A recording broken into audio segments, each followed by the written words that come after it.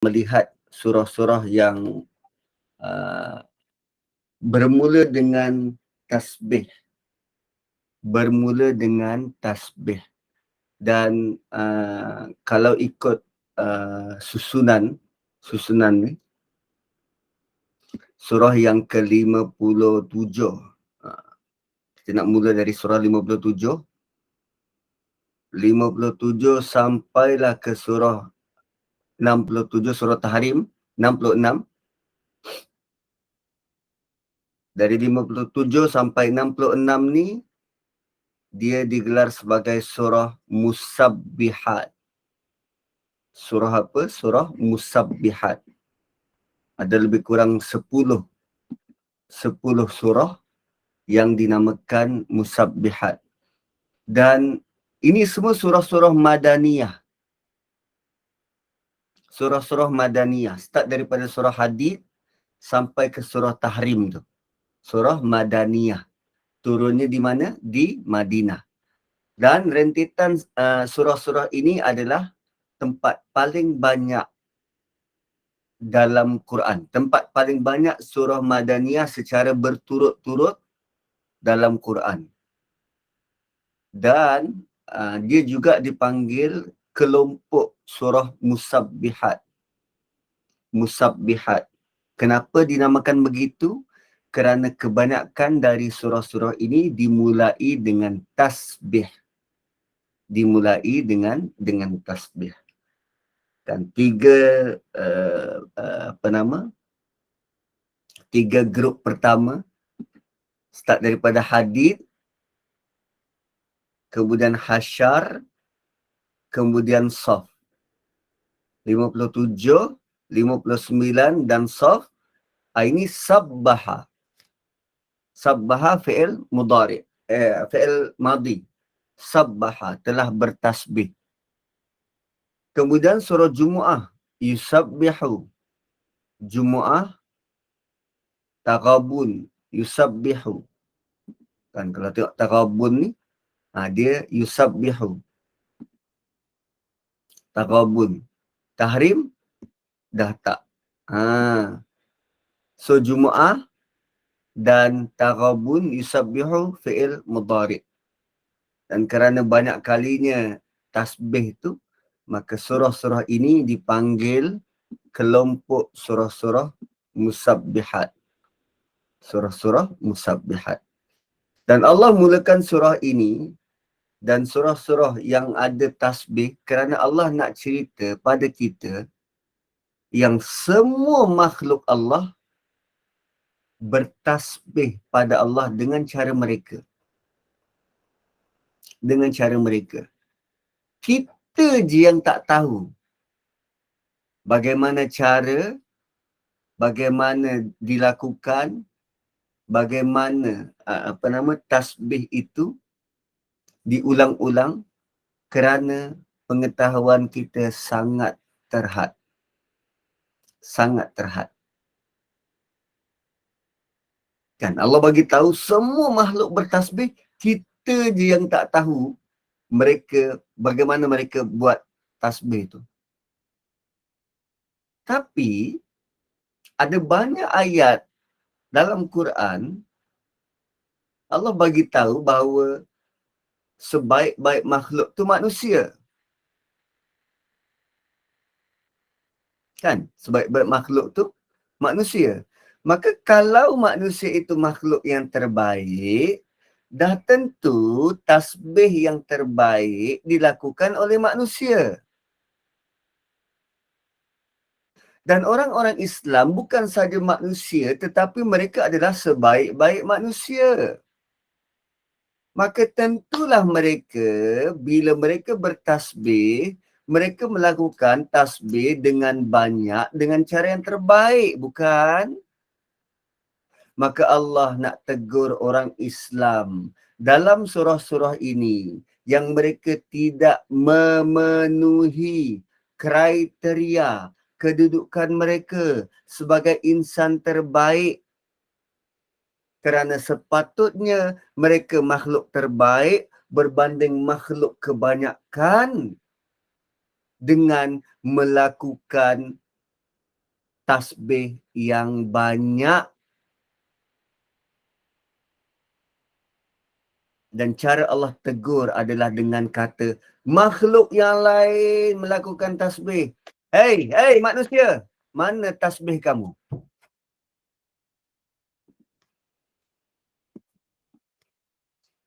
Deep tak? Deep sangat. Allah kata semua makhluk buat. Kamu je tak tahu macam mana diorang buat. Kerana pengetahuan kamu terhad. Sedangkan kamu makhluk terbaik. Dan bila makhluk terbaik melakukan tasbih, dah tentu tasbih yang dilakukan adalah tasbih yang terbaik. Lalu sekarang mana tasbih kamu? Hai manusia. Berapa kali Allah ingatkan? Bukan satu kali, bukan dua kali. Berkali-kali.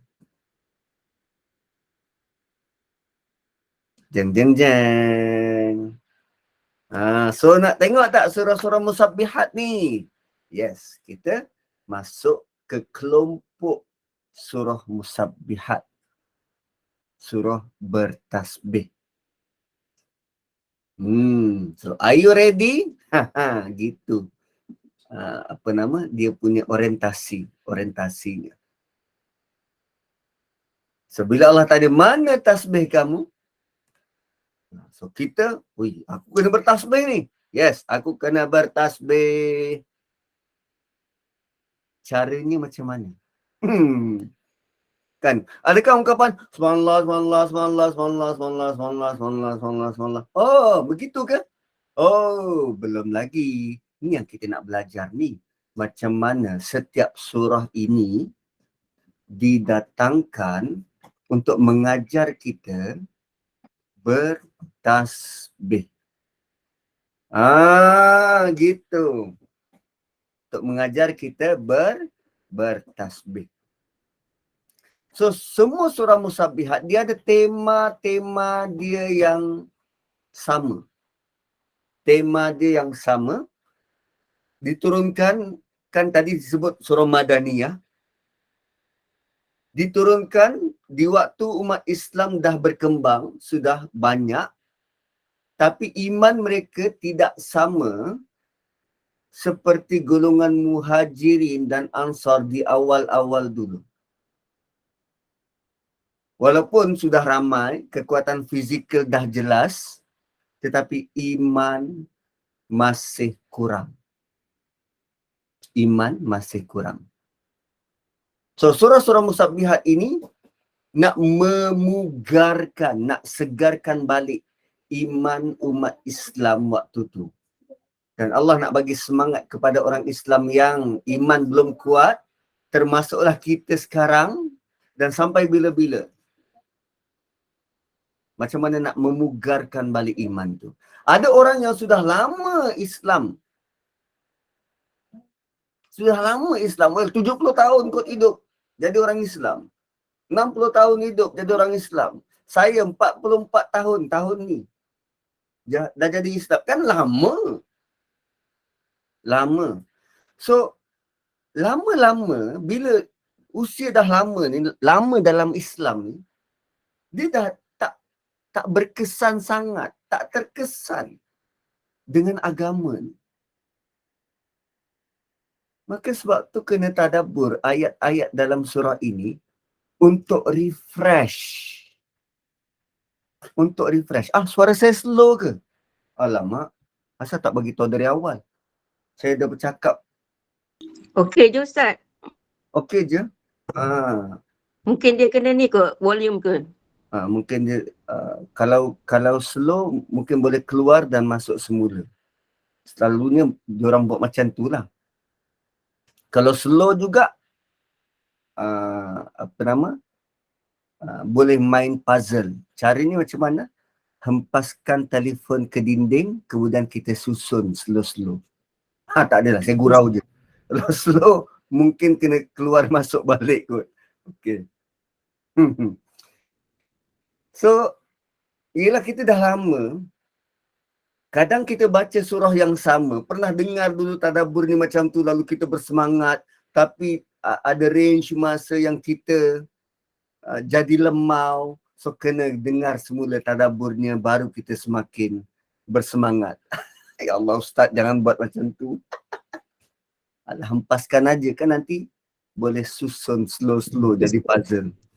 Pergi Okey. kat button belah kanan tu atas tu. Tolong ni bagi dia punya ni volume. Yes. Macam tu pun boleh juga.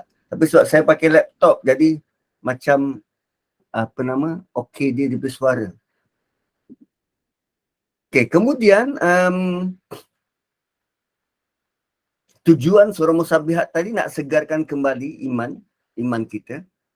Dan pada waktu itu, pada waktu penurunan surah-surah ini, dia memerlukan suntikan semangat kepada umat Islam. Tambahan pula, ramai orang munafik. Pada waktu itu kan fasa Madaniyah, ramai orang munafik, maka rentetan surah-surah ini amat penting untuk beri kesegaran kepada manusia, kepada umat Islam. Dan kita akan dapati, asalkan kita cuba, kita akan dapati nanti waktu kita lalui surah-surah ini, asalkan kita mahu cuba fahami ayat-ayat Allah.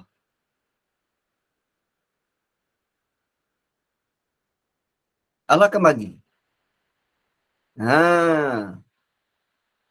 Allah akan bagi. Asalkan kita nak cuba je, nak cuba faham, Allah akan bagi. So ada dua keperluan yang kita perlu buat untuk cuba faham Quran. Pertama dari sudut akademik, belajar bahasa Arab, nahwu, sorofnya, pergi kelas, belajar tafsir. Itu keperluan pertama dari sudut akademiknya. Dia ada lagi satu keperluan untuk faham Quran, dia melibatkan psikologi, emosi, tabiat. Dan benda ni lebih susah. Sebab dia melibatkan rasa. Bukan fikir, rasa. Okey, siapa yang dah sarapan? Tak, siapa yang belum sarapan? Cuba angkat tangan. Oh, semua dah sarapan lah. Okey, ada seorang belum sarapan. Tengah Yang dah sarapan. rata-rata dah sarapan maksudnya dah kenyang. Okey? Dah kenyang. Sekarang yang dah sarapan, yang dah kenyang, cuba fikirkan rasa lapar. Oh, tak boleh Ustaz, saya dah kenyang dah ni. Macam mana nak fikir rasa lapar? Benda rasa ni tak boleh fikir. Benda rasa ni bukan akademik. Benda rasa ni kita kena lalui. Rasa. Sebab tu kalau suruh suami, kan, bang, cuba fikir sikit bang, saya yang lahirkan dia susah bang. Anak kena jarak bang. Sakit, melahirkan ni sakit, kena jarak. Suami tak fikir sebab dia tak rasa. Dia tak rasa beranak tu. Gitu. So Quran ni begitu juga. Dia bukan sekadar nak faham Quran tu kena fikir, tapi dia kena melalui satu lagi cabang, psikologi. Kena rasa. Kena rasa. Dan ada banyak ayat-ayat tentang rasa. Dan benda ni lebih susah kerana dia bukan melibatkan otak, tapi rasa. Perasaan dalaman. Dan ini dapat dicapai kalau kita selalu mengingatkan diri kita tentang apa yang pernah dilalui oleh para sahabat, para nabi dan rasul. Gitu. So ia amat perlu kerana kita memerlukan bimbingan setiap masa. Kita perlu pada Quran ni, kita perlu faham Quran. So kita perlu bimbingan setiap masa dan setiap hari kita diberikan dengan pelbagai pilihan untuk buat baik atau sebaliknya. Dan manusia bila diberi pilihan untuk buat pilihan yang tepat. Kan, bila diberi pilihan tu dia kena buat pilihan yang tepat.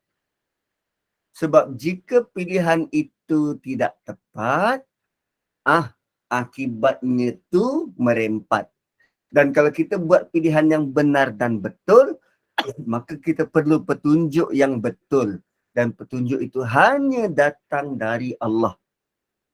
Dan petunjuk itu ada dalam Quran dan sunnah yang diturunkan oleh Allah. Nampak macam simple kan? Nak buat pilihan yang betul, kena dapat petunjuk yang betul. Petunjuk yang betul ni daripada Quran dan sunnah. Simple. Tetapi setiap hari ada saja cabaran-cabaran baru kerana bisikan dari nafsu dan syaitan. So, keperluan kita kena selalu baca Quran supaya kita ingat. Supaya kita ingat. Dibisik-bisik juga tapi kita ingat. Oh, ada Quran. Oh, ada ayat ni. Ingat. Apa yang penting dalam hidup ni. Maka kalau kita sekadar belajar tafsir tapi tidak implement, dia tak jadi apa pun. Dia tak jadi apa juga. Dia kena execute. So dalam surah ini, dalam surah Hadid ni, Allah nak bagi tahu dua perkara penting. Pertama, nafkah, infak. Dan yang kedua, jihad. Infak dan jihad. Dalam surah Hadid ni lah. Infak dan jihad. So ayat 1 hingga 24 akan cerita tentang infak. Basically ada 5 sebab kenapa kita perlu infak, kena nafkah. Dan bakinya tu tentang jihad. Dan maklumat tentang infak dan jihad ni memang banyak kali disebut dalam Quran. So selepas surah ini akan datang lagi 4 surah. Semuanya cerita tentang jihad. Surah Hadid akan memulakan perbincangan tentang jihad ni. Kemudian 4 surah tu akan detailkan tentang jihad. Dan dalam 4 surah itu ada 2 surah yang ada kalimah tasbih. Manakala 2 surah pula tidak dimulakan dengan tasbih. Dan kemudian 4 surah seterusnya semuanya berkenaan infak. Tasbih dalam 4 surah itu juga berselang-seli. Tu gambaran overall. Hadid dimulakan infak dan jihad. Selepas hadid ada 4 surah cerita tentang jihad. Tasbihnya berselang-seli. Kemudian selepas 4 surah tu, 4 lagi surah tentang jihad. Tentang infak dan tasbihnya berselang-seli. Dan tasbih dalam surah ini memberi penekanan tentang tauhid. Kerana tasbih sebenarnya bermaksud tauhid. Iaitu menolak kepercayaan syirik yang ada dalam hati manusia yang lalai.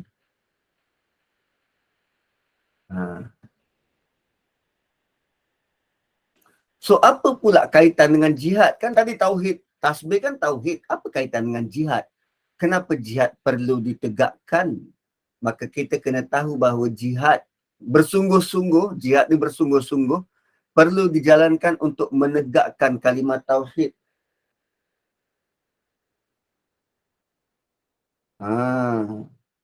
Sebab pengenalan ni dia mungkin heavy. Mata semakin kuyu. Kan?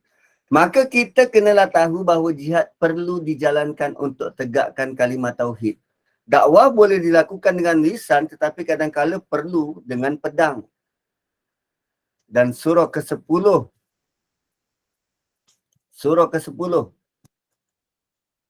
adalah recap untuk infak dan jihad. Cantik Allah susun. Hadid Surah pertama, infak dan jihad. 2, 3, 4, 5 tentang jihad. 6, 7, 8, 9 tentang infak. Dan surah ke-10, surah Tahrim, jihad dan infak. Tuan-tuan boleh boleh nampak tak tu? Saya, apa nama? Saya pastekan. Gitu. Tahrim, jihad dulu baru infak. Hadid, infak dulu baru jihad.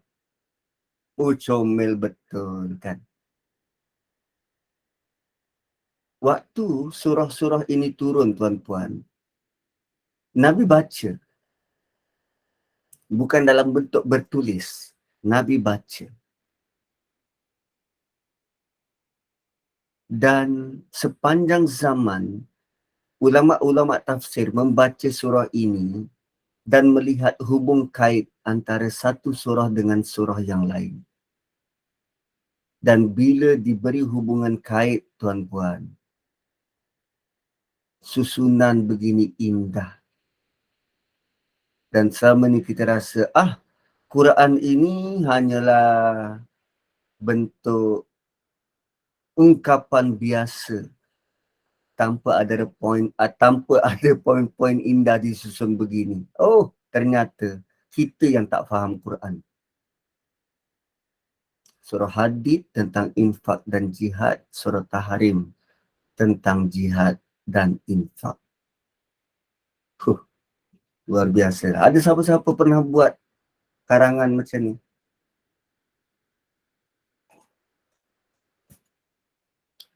Sepanjang hidupnya dia tulis 10 buku. Buku pertama tentang begini dan begini, 2 fokus utama. Buku kedua dia fokuskan kepada poin pada buku pertama. Tapi orang tak perasan. Buku kedua juga begitu, buku ketiga, buku keempat. Sampailah akhirnya ditutup semula. Dahsyat tuan-tuan, dahsyat. Satu kekaguman para ulama tafsir terhadap Quran tidak pernah surut, tidak pernah bertepi. Kita baca macam ni, kita dah eager. Apa isinya ni? Macam mana? Macam nak belajar ni? Macam nak tahu ni? Kan?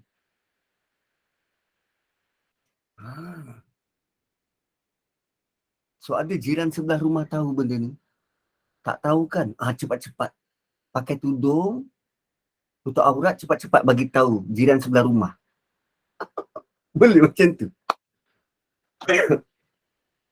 Tentang infak dan jihad. Okey, so kita nak pergi ayat pertama. Ayat pertama. Surah Hadid. So Allah mulakan dengan sabbahalillahi ma fis samawati wal ardi wa huwal azizul hakim. Ayat pertama surah Hadid sama nanti dengan ayat pertama surah Hasyr. Sabbahalillahi ma fis samawati wal ardi wa huwal azizul hakim. Sama. Dan juga sama dengan surah Saf. Sabbahalillahi ma fis samawati wal ardi wa huwal azizul hakim. Sama.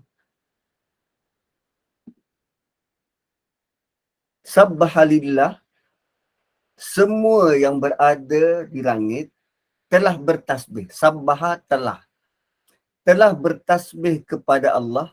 Ma fis samawati wal ard, apa saja yang ada di langit dan di bumi.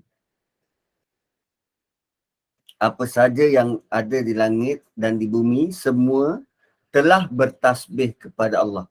So apa maksud tasbih? Salah satu daripada maksudnya ialah membesarkan Allah. Membesarkan Allah. Kan kalau kita nak beri analogi macam mana bentuk tasbih ni, kita boleh tahu kemahiran pelukis hanya dengan melihat hasil lukisan dia. Tanpa kita perlu lihat siapa pelukis tu. Kan? Tengok gambar lukisan, kita dah tahu pelukis tu talented atau tak.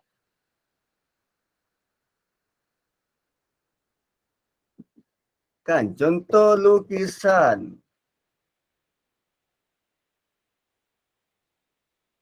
Lukisan alam. Wah, lukisan alam.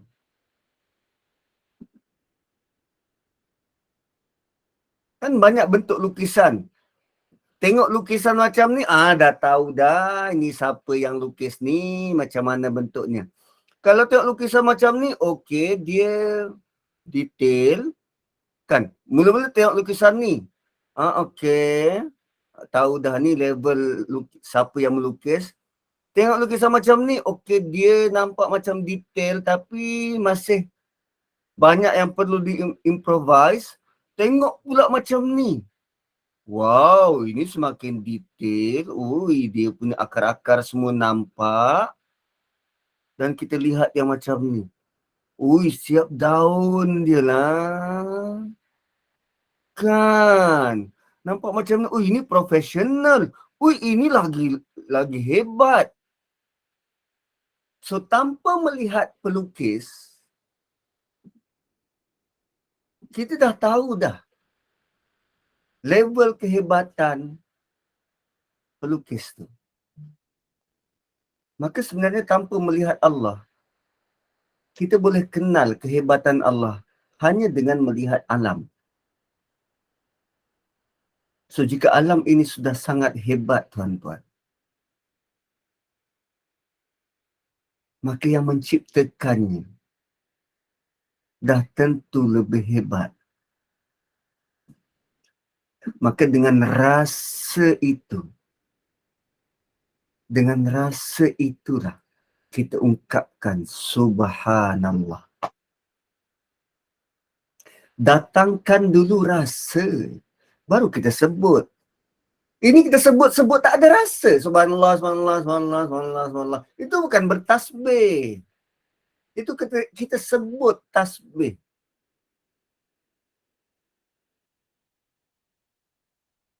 Kan yang kita buat tu bukan bertasbih, itu kita sebut kalimah tasbih. Bertasbih ialah dengan rasa. Lihat alam, betapa hebatnya lukisan alam ini. Bukan lukisan, betapa hebatnya realiti alam ini. Lalu kita bertasbih, membesarkan, mengagungkan Allah dengan rasa. Itu baru tasbih yang sebenar. Kan lepas solat tu, tasbih 33 kali. Ilahana Rabbana anta maulana subhanallah. Allah, Allah, Allah, Allah, Allah, Allah, Allah, Allah, Allah, Allah, Allah, Allah. Allah, Allah, Allah, Allah, Allah, Allah, Allah, Allah, Allah. Apa benda? Kan? Tanpa rasa, jiwa kosong, nak cepat habis.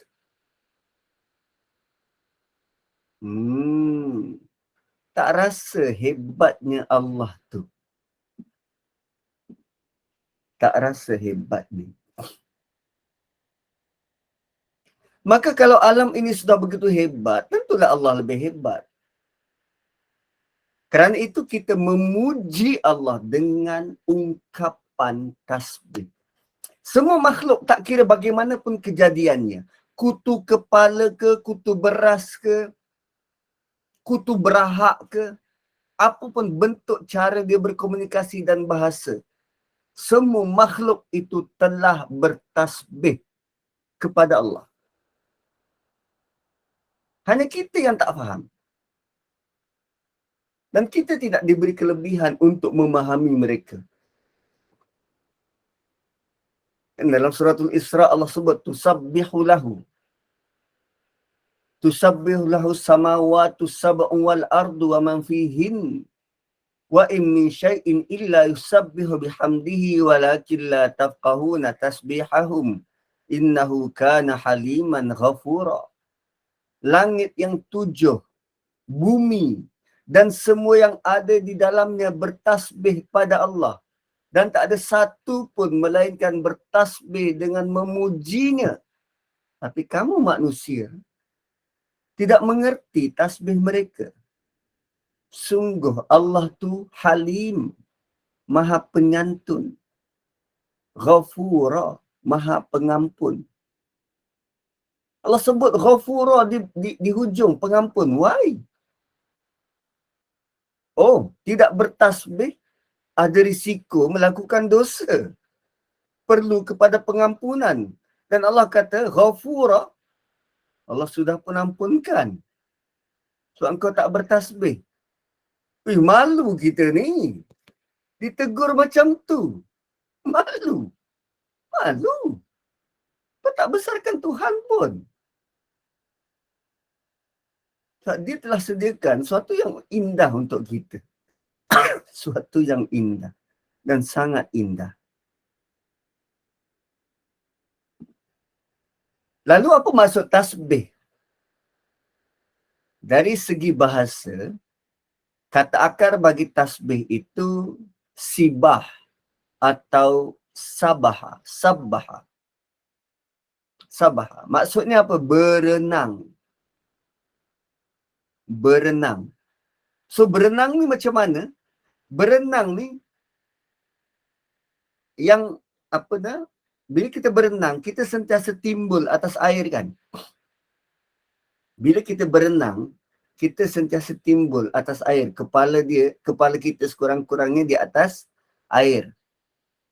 So, berenang ni digunakan untuk bawa gambaran bahawa kedudukan Allah itu tinggi dan tidak tenggelam dalam kefahaman syirik makhluk yang salah. So, bila kita berenang, untuk elakkan tidak tenggelam dalam air. So, tasbih mengambil maksud berenang tadi itu, sentiasa meninggikan Allah agar tidak tenggelam dalam kesyirikan. Oleh sebab itu, tasbih membawa maksud tauhid, di mana kita diajar untuk bersihkan Allah dari sebarang fahaman syirik, sebarang fahaman salah yang mengatakan Allah perlu wakil, Allah perlu itu dan ini, perlu wakil dalam doa, perlu perantara, wakil dalam pentadbiran alam. Dengan bertasbih kita mengatakan Allah suci dari semua itu, Allah tak perlu sebarang wakil, Allah tak perlu sebarang pembantu. Dan tasbih itu menolak fahaman syirik yang ada dalam hati kita. Dalam hati tuan-puan, saya tak tahu hati tuan-puan. Saya tahu hati saya. Hati kita kadang, hati kecil kita ni kadang dihasut oleh syaitan mengatakan tentang Allah begitu dan begini. Bertasbih, settlekan problem tu.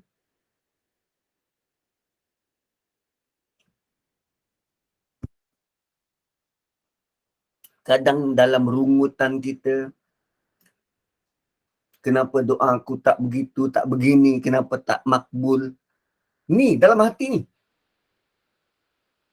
Bertasbih akan settlekan. Maha suci Allah daripada sebarang kekurangan. Maha suci Allah yang mendengar segala doa.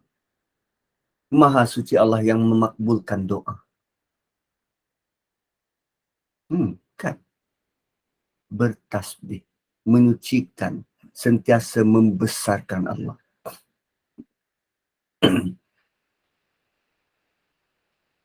Dan ayat ini salah satu bentuk untuk perkenalkan Allah pada pembaca Quran. Kan ayat ini memperkenalkan kita kepada Allah. Tapi bukankah surah ini turun 4 tahun selepas hijrah? Ui, 4 tahun lepas hijrah, kau takkan baru nak kenal Tuhan? Dan surah ini surah Madaniyah. Kenapa perlu Allah memperkenalkan diri dia pada umat Islam, sedangkan sepatutnya mereka sudah kenal Allah? Kan? Dan kalau begitu, ayat ni seolah-olah berbunyi macam surah Makkiyah, pengenalan pada Allah, padahal ini adalah surah Madaniyah. So benda ni pelik. Benda ni pelik. Dia tidak jadi pelik kalau kita melihat bahawa ayat-ayat ini adalah bentuk teguran dari Allah kepada umat Islam yang telah lemah iman dan zaman sekarang semakin lemah iman.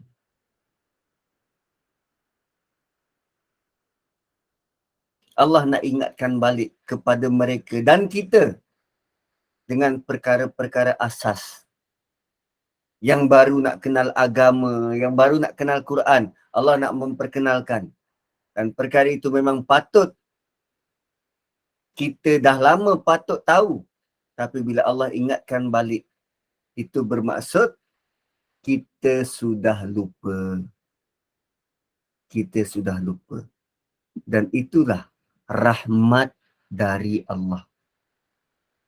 Allah boleh saja datangkan ayat berbentuk azab. Engkau lupa aku azab. Tak. Allah tetap perkenalkan diri dia. Tasbih. Telah bertasbih apa yang ada di langit dan di bumi. Dan sindiran itu sepatutnya membuatkan kita insaf dan tunduk. Streka bertasbih, beg bertasbih, tudung bertasbih. Takkan aku tak bertasbih. Gitu. Sepatutnya begitu. Sabbahalillahi ma fis samawati wal ardi wa huwal azizul hakim. Bentuk-bentuk sindiran dari Allah. Tapi kena faham maksud tasbih tu. Kan? Malang berlaku apabila ramai dalam kalangan kita yang bertasbih, terutamanya lepas solat, tapi tak faham apa yang mereka sebut. Kalimah sabbaha ni pula dalam bentuk past tense, fi'il madhi. Dan kita tahu dalam surah yang lain dimulakan dengan present tense, present and continuous, fi'il mudhari'. Kejap begini, kejap macam tu, kejap past tense, kejap present tense. Macam mana pula tu? Itu membawa maksud. Semua makhluk, dulu, kini, dan selamanya, terus menerus bertasbih kepada Allah. Allah sudah mulakan 1400 tahun sebelum UMNO ditubuhkan. Dulu, kini, selamanya. Slogan macam tu kan. Allah sudah guna dah. Dulu, kini, selamanya. Makhluk-makhluk ni bertasbih pada Allah. So, adakah kamu tak nak join the group? Sama-sama bertasbih pada Allah. Dan speaking of which,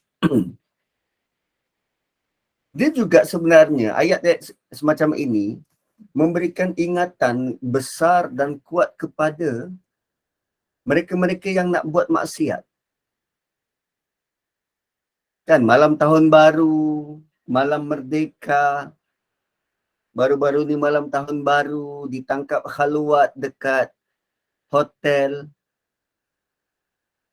dengan alasan nak study, nak buat revision. Kadang ada janda bawa anak jumpa dengan duda kat bilik hotel. Itu yang ditangkap. Yang tak ditangkap pergi hiking masuk dalam hutan berdua tanpa peduli dan kisah tentang serangga dan unggas. Mata-mata nak buat maksiat. Dia tak sedar ke bahawa alam sedang bertasbih pada Allah. Kita masuk ke ruangan mana pun, dekat keliling kita ni, mereka sedang bertasbih pada Allah. Masuk ke dalam hutan, setiap helai daun, setiap batang pokok, setiap akar, permukaan bumi, setiap inci sedang bertasbih pada Allah. Yang tak bertasbih siapa? Kita. Yang tak melakukan tasbih itu siapa? Kita. Malah kita dengan intention pergi ke belukar, pergi masuk hutan dengan nak buat maksiat kepada Allah. Tak malu ke? Tak malu ke dengan pokok-pokok tu?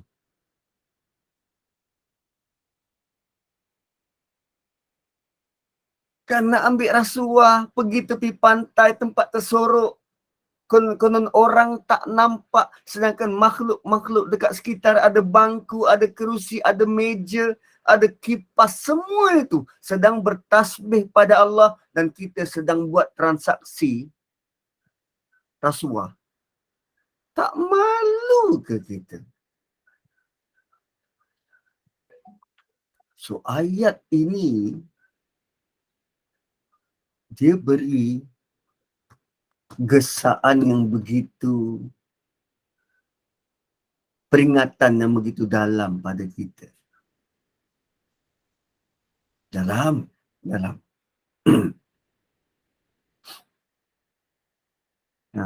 So kalau nak tulis, buat frame, silakan. Ayat pertama ni. Tulis, buat frame, tampal kat dahi.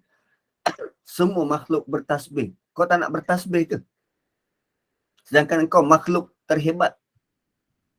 Jika kau bertasbih, tak tentu tasbih darimu keluar tasbih-tasbih yang hebat. Membesarkan Allah. Allah dibesarkan melalui makhluk yang hebat.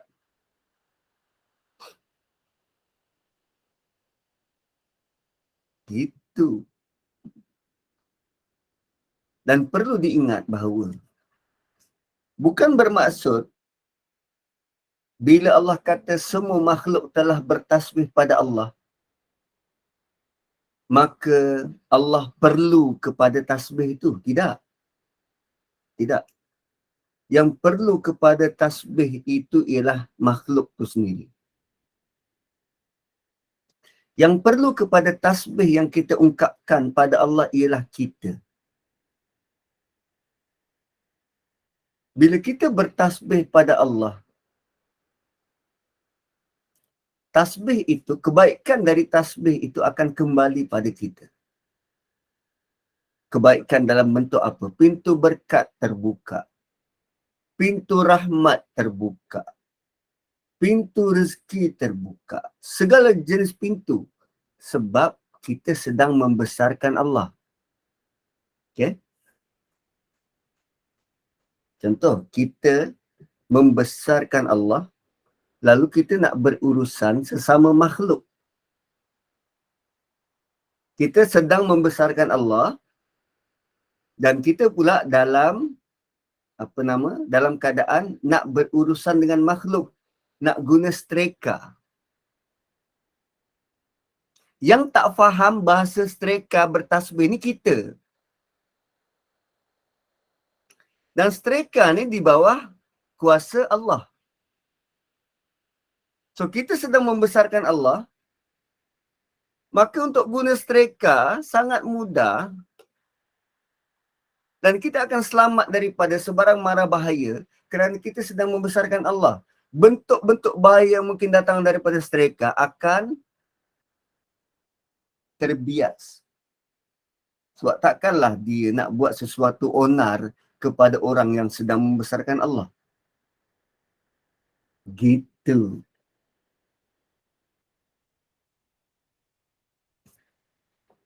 Tapi bentuk macam tu, kita tak perasan dan kita tak nampak.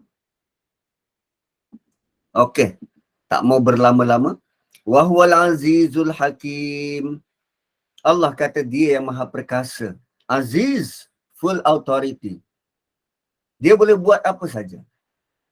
tiada satu kuasa yang dapat menghalang kehendak Allah.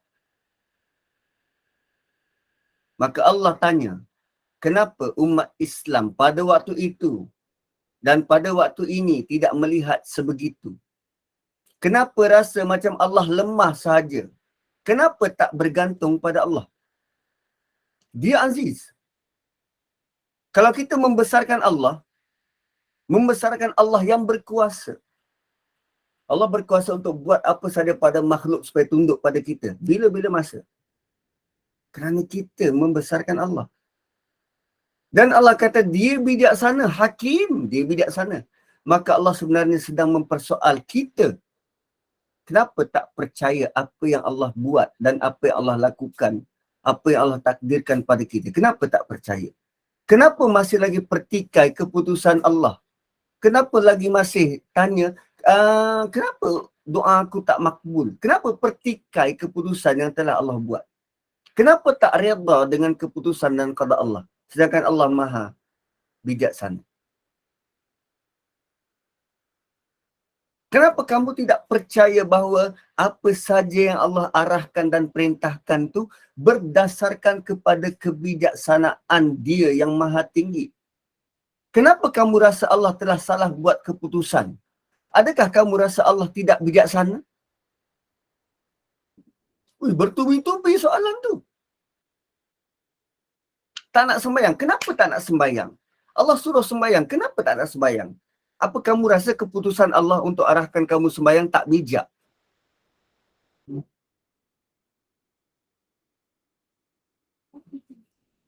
Apa kamu rasa keputusan Allah untuk arahkan kamu sembahyang tu tak wajar?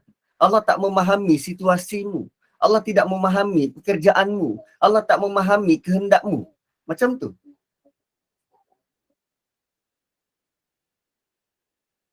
Gitu ke? Bertubi-tubi tuan-tuan. Itu bentuk bila kita jumpa nama-nama dan sifat Allah. Dan sebenarnya teguran ni tuan-puan sangat hebat. Membuatkan kita perlu fikir dalam-dalam. Kadang kita perlu terasa dan termasuk dalam golongan yang ditegur oleh Allah. Adakah kita sudah lama dalam agama sampaikan kita tidak tersentuh hati lagi? Dan ada bentuk keindahan yang kita boleh ambil dari dua sifat ini. Al-Aziz dan Al-Hakim ialah bentuk susunannya. Allah sebut Aziz dulu baru sebut Hakim. Why? Kenapa? Allah bagi tahu pada kita, walaupun Allah berkuasa nak buat apa saja, walaupun Allah berkuasa untuk buat apa sahaja, tetapi setiap tindakan itu dilaksanakan dengan penuh bijaksana. Tak macam kita. Ada kuasa, bila kita bertindak, kita tak fikir masak-masak. Lalu tindakan kita itu kadang menyusahkan orang lain. Bila kita ada kuasa, kita tidak bertindak bijak. So, kita, orang kena ikut apa yang aku cakap sebab aku ada kuasa. Kerana itulah kuasa-kuasa besar selalunya akan salah guna kuasa. Kerana mereka tidak ada sifat hakim ini. So, untuk selamatkan dunia ini dari kehancuran, maka Allah tidak berikan kekuasaan penuh kepada sesiapa pun atau pada mana-mana kerajaan pun. Jika ada kerajaan yang naik dan buat kerosakan, akan ada sahaja kekuatan negara lain yang akan menjatuhkannya. Begitulah hakimnya Allah. Dia sangat berkuasa, tapi tindakannya penuh dengan kebijaksanaan. Berbanding kita, berkuasa tapi tak bijak. Tak bijak. Kan ada kuasa jadi menteri, dia boleh sibuk pula nak suruh semua orang semua orang untuk pasang baby seat dekat kereta. Cuba nilai kalau orang tu ada 7 orang anak. Anak kecil 4 orang. Nak pasang baby seat dekat seat belakang. 2 seat untuk baby seat dah penuh. Hanya boleh menempatkan 2 orang. Untuk keselamatan, Ustaz. Bukan semua orang mampu. Dia boleh buat apa-apa alasan pun sebab dia berkuasa. Azizul Hakim. Wih, penting tuan-tuan. Nama-nama Allah ni sangat besar dan sangat penting. Beri impak pada kehidupan kita. Lahu mulku samawati wal ard, ayat kedua. Yuhyi wa yumit wa huwa ala kulli syai'in qadir. Dialah pemilik langit dan bumi. Para sahabat dan orang Islam pada waktu itu tahu tentang sifat Allah ni. Banyak kali dah diulang dalam Quran. Lahu mulkus samawati wal ard, lahu mulkus samawati wal ard. Dari sudut akademik, para sahabat dah tahu. Dari sudut akademik, kita tahu. Tapi kenapa Allah sebut? Kenapa Allah sebut lagi? Hati belum merasa. Ini kerana ada sesuatu yang Allah nak tegur kita. Bila Allah bagi tahu dia pemilik kerajaan langit dan kerajaan bumi, Allah sedang persoal kenapa kita masih takut pada musuh. Kenapa masih takut pada kekuatan keduniaan yang ada pada musuh tu? Sedangkan Allah mewakili kekuasaan langit dan bumi. Hei orang Islam. Kamu tak yakin ke? Ayat ni selalu kita baca, tuan-puan. Kamu tak yakin ke? Hei, orang Islam, So, nilai akademik di otak, dia belum tentu boleh terus synchronize dengan hati untuk datangkan nilai rasa. Lahu mulkus samawati wal ard. Dia pemilik langit dan bumi. Yuhyi wa yumit. Dia menghidupkan dan mematikan. Apa lagi Allah tegur? Kenapa kamu takut berperang dengan musuh? Pada zaman tu, kenapa takut berperang dengan musuh? Kan fasa Madinah kan dah bermula. Ini tahun keempat, tuan-puan. Tahun kedua, Perang Badar. Tahun ketiga, Perang Uhud. Tahun kelima, Perang Khandaq. Ini tahun keempat. Selepas ni akan ada lagi berlaku siri-siri peperangan. Dan Allah sedang bagi tahu pada umat Islam pada waktu tu, yang sudah mula berkembang, jihad, yuhyi wa yumit, dialah yang menghidupkan dan mematikan. Kalau engkau tak mati berperang, kau tetap mati. Dan why not mati dalam keadaan syahid? Mati dengan penuh kemuliaan. Kan? Patutnya begitu. Kenapa kamu takut berperang dengan musuh? Adakah kerana kamu takut mati? Maka Allah ingatkan yang dialah. Allah lah yang menghidupkan dan juga mematikan. Cuba tengok Khalid Al-Walid. Khalid Al-Walid. Bila dia masuk Islam? Waktu ni dia belum Islam. Perang Badar dia masih belum Islam. Perang Uhud dialah yang mengetuai barisan kafir Quraisy untuk mengalahkan tentera Islam. Dia dengan pasukan berkuda dia yang meranapkan pasukan memanah tentera Islam, Khalid Al-Walid. Selepas dia masuk Islam, langsung tak takut mati. Cara dia berperang, tuan-tuan, Khalid Al-Walid ni, dia memang general perang yang hebat. Bila semboyan dibunyikan, dia akan pacu kuda dia,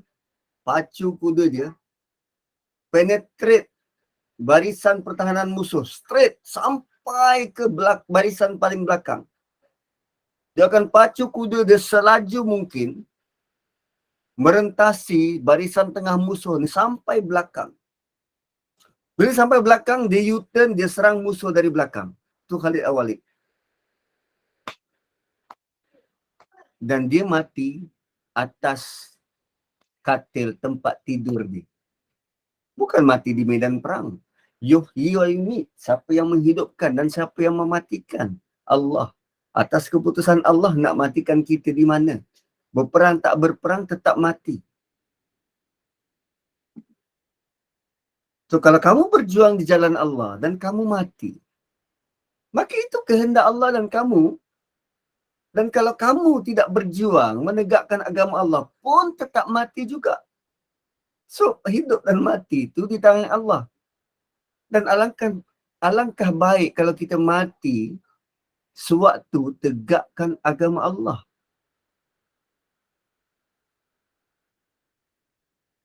Kan? Dan kalau kamu tidak berjuang di medan perang pun, kamu akan tetap mati. Tapi dua kematian berbeza.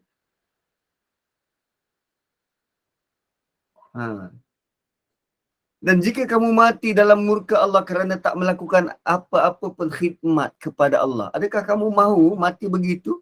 Yuhyi wa yumiit wa huwa ala kulli syai'in qadir. Teguran seterusnya kerana surah ni penuh dengan teguran tuan-puan. Surah ni penuh dengan teguran. Dia akan merobek hati kita ni. Teguran demi teguran. Kenapa kamu tidak menerima hakikat dan keputusan di tangan Allah? Allah buat apa saja yang dia nak. Kenapa kamu persoal keputusan Allah? Kenapa persoal keputusan Allah yang tidak sama dengan kehendak kamu? Kan setelah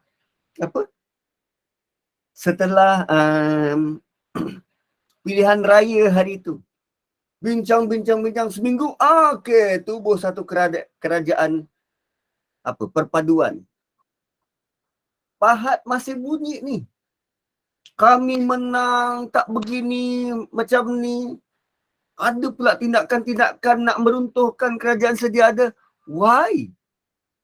Kamu tak setuju ke keputusan? Tak setuju ke bahawa ala kulli syai'in qadir tu? Tak beriman ke dengan tu?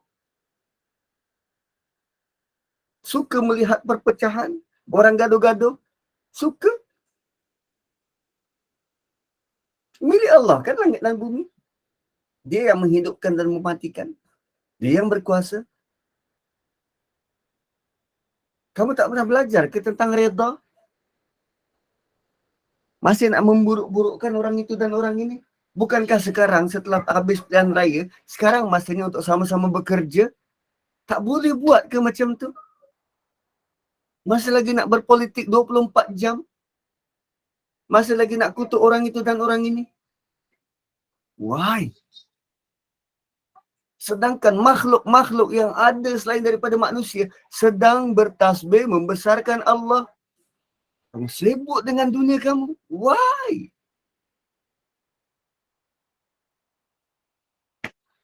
Itulah tuan-puan. Cara Quran nak menyegarkan balik ingatan pada Allah. Perlu ditegur. Sebab hati kita ni,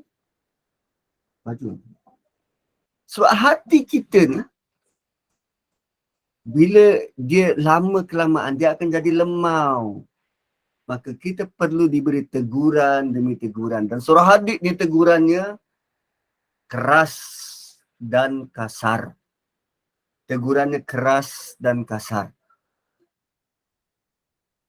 Dan teguran ni akan beri kesan kepada orang-orang yang hati tisu. Ya. Tegurannya. Dan dia akan penetrate orang-orang yang hatinya sudah keras. Lahu mulkus samawati wal ard yuhyi wa yumiit wa huwa ala kulli syai'in qadir. So 10:29 kita berhenti dulu dan insya-Allah kita akan sambung lagi jika berkesempatan esok hari. Barakallahu li wa lakum, dan kita tutup kita punya kelas dengan tasbih kafarah dan suratul asr. Subhanakallahumma bihamdik asyhadu an la ilaha illa anta wa nastaghfiruka wa natubu ilaik. Wal asri innal insana lafi khusr illa alladhina amanu wa amilus solihat wa tawasaw bil haqqi wa tawasaw bis sabr. Kembali kepada admin. Terima kasih banyak-banyak Ustaz. Terima kasih Ustaz. Terima kasih Ustaz. Assalamualaikum. Terima kasih sama-sama. Terima kasih. Assalamualaikum. Terima kasih Ustaz. Assalamualaikum Ustaz. Dan sahabat-sahabat.